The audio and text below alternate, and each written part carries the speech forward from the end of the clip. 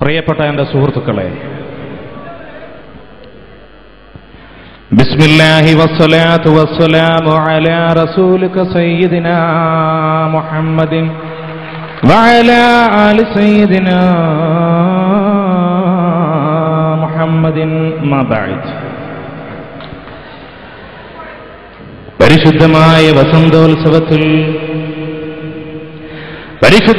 വസന്തോത്സവത്തിൽ നാം ഇതാ ഒരിക്കലൂടെ നമ്മുടെ ആയുസിന്റെ ഒരു തുള്ളിയുടെ ഒരു നിമിഷത്തിന്റെ സന്ദർഭത്തിൽ വെച്ച് സംഗമിക്കുകയാണ്. കാലത്തിന്റെ മഹാപ്രവാഹത്തിനിടയിൽ ഭൂമിയിൽ വന്നോവർ നാം, എവിടെ വെച്ചോ പരസ്പരം കണ്ടുമുട്ടാൻ വിധിക്കപ്പെട്ടോവർ നാം, സ്നേഹത്തോടെ ജീവിതം ജീവിച്ചു തീർത്തി ഭൂമിയിൽ നിന്നും തിരിച്ചു മടങ്ങിപ്പോകേണ്ടവർ നാം, ദർശനത്തിന്റെ ചക്രവാളങ്ങളിലൂടെ കാലത്തിന്റെ വിളിയാളം പോലെ മുഴക്കപ്പെട്ട ഭജനങ്ങൾക്കടിബന്ധം കുറിക്കേണ്ടവർ നാം നന്മയുടെ പ്രതീകമാകേണ്ടവർ, നാം തിന്മയ്ക്ക് അന്തകന്മാരായി ഭവിക്കേണ്ടവർ, നാം ഈ ലോകത്തെ അനീതിക്കും അക്രമത്തിനുമെതിരെ ശബ്ദിക്കേണ്ടവർ, കർമ്മസമരം നയിക്കേണ്ടവർ, നാം ഈ ഭൂലോകത്ത് നന്മയുടെ കാവൽക്കാരായി നിലകൊള്ളേണ്ടവരാ. ഇതറിവിന്റെ സദസ്സല്ല. അങ്ങനെ അറിവുള്ളൊരുവൻ സംസാരിക്കുന്നുമില്ല. ഇതൊരു പ്രഭാഷണത്തിന്റെ കേമത്വമുള്ള സദസ്സുമല്ല. പിന്നെയോ നമ്മുടെ ഹൃദയങ്ങൾ തേടുന്ന എന്തോ ഒന്ന്, നമ്മുടെ മനസ്സുകൾ ആഗ്രഹിക്കുന്ന എന്തോ ഒന്ന്, സ്നേഹത്തിന്റെ അണുരണനം, അനുഭവത്തിന്റെ ഒരു സ്പന്ദനം, സ്വന്തം ഹൃദയത്തിലേക്കുള്ള തീർത്ഥയാത്രയുടെ മധ്യത്തിലുള്ള അനുഭവത്തിന്റെ തീരത്ത് ഒരിക്കലൂടെ തന്നെ അറിയാനുള്ള അഭിനിവേശത്തിന്റെ പ്രതിഫലനം, അതിനുവേണ്ടി നാം ഇതാ സമ്മേളിക്കുകയാണ്. പ്രിയപ്പെട്ട സുഹൃത്തുക്കളെ, ഇന്നിപ്പോൾ ഈ കാലഘട്ടത്തിൽ നടക്കുന്നത് എന്താണ്? ഈ ഗൾഫ് നാടുകളെ കുറിച്ച് പറഞ്ഞു കഴിഞ്ഞാൽ, ഗൾഫ് നാടുകളിൽ വരുമ്പോൾ നിങ്ങൾ ഓർക്കണം, നമ്മുടെ നാടിനെ കുറിച്ച് ഓർക്കണം, നാട്ടിനെ കുറിച്ച് ഓർക്കണം, ഉമ്മ പെങ്ങന്മാരെ കുറിച്ച് ഓർക്കണം, നന്നായിട്ട് ഓർക്കണം. മതമൈത്രിയെ കുറിച്ച് പറയുവാനേ എനിക്ക് നേരമുള്ളൂ, അതിന് വിരുദ്ധമായി പ്രസംഗിച്ചിട്ടില്ല. മതേതരത്വം എന്ന് പറയുന്നത് ഞാൻ ഒരുപാട് അമ്പലങ്ങളിൽ പ്രസംഗിച്ചിട്ടുണ്ട്, ചർച്ചകളിൽ പോയിട്ടുണ്ട്, വിരുദ്ധമായി പ്രസംഗിച്ചിട്ടില്ല.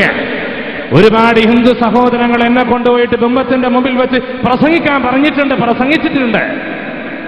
ഇന്ത്യയുടെ ചരിത്രത്തിലേക്ക് തിരിഞ്ഞു നോക്കിയാൽ വെളിച്ചത്തിന്റെ ഗോപുരങ്ങൾ ഒരുപാട് കാണാൻ സാധിക്കും.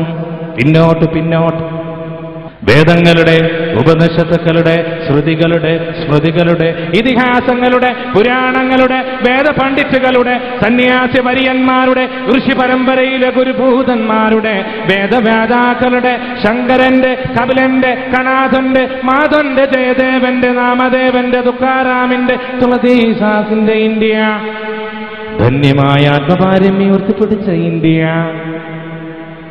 അതേ ഇന്ത്യ തന്നെയാണ് ഹാജാ വരീബ് നവാസ് മുഹിയുദ്ദീൻ ചിശ്തിക്ക് വരവേൽപ്പ് നൽകിയ ഇന്ത്യ, നിസാമുദ്ദീൻ ഔലിയയ്ക്ക് പരവതാനി വിരിച്ചു കൊടുത്ത ഇന്ത്യ, മുഹമ്മദ് റബ്ബാനി മുജദുൽ ഫസാൻ എന്ന ഹിജ്റയുടെ 2ാം സഹസ്രാബ്ദത്തിൽ നവോത്ഥാന നായകനെ മണ്ണൊരുക്കി കൊടുത്ത ഇന്ത്യ, അവസാന കാലത്ത് ഇസ്ലാമിന് ശക്തമായ വ്യാഖ്യാനം ചമച്ചു കൊടുത്ത ഹസ്രത്ത് ഷാ വലിയുല്ലാഹി ദഹ്ലവി അന്ത്യവിശ്രമം കൊള്ളുന്ന തലസ്ഥാന നഗരിയായ ഡൽഹി ഉൾക്കൊള്ളുന്ന ഇന്ത്യ, രവീന്ദ്രനാഥിന്റെ കവനങ്ങൾ കേട്ട്, അല്ലാമാ ഇഖ്ബാലിന്റെ കവിതകൾ കേട്ട്, വള്ളത്തോലിന്റെ, ചങ്ങമ്പുഴയുടെ, സുബ്രഹ്മണ്യ ഭാരതിയുടെ, നാനാക്ക് ഗുരുവിന്റെ, നാരായണ ഗുരുവിന്റെ, ചട്ടമ്പി സ്വാമിയുടെ, മമ്പ്രം തങ്ങളുടെ, വെളിയങ്കോട് മർഹാദിയുടെ, ഹോ നാടിനെ കുറിച്ച് പറയുമ്പോൾ എന്തൊരു രോമാഞ്ചമാണ്.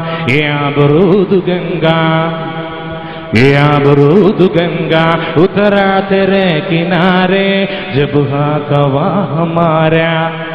ഗംഗാ നദിയുടെ ഓളങ്ങളെ, കൊച്ചോളങ്ങളെ, തല്ലോലങ്ങളെ, തല്ലജങ്ങളെ, നിങ്ങൾക്ക് ഓർമ്മയുണ്ടോ ആ ദിനം?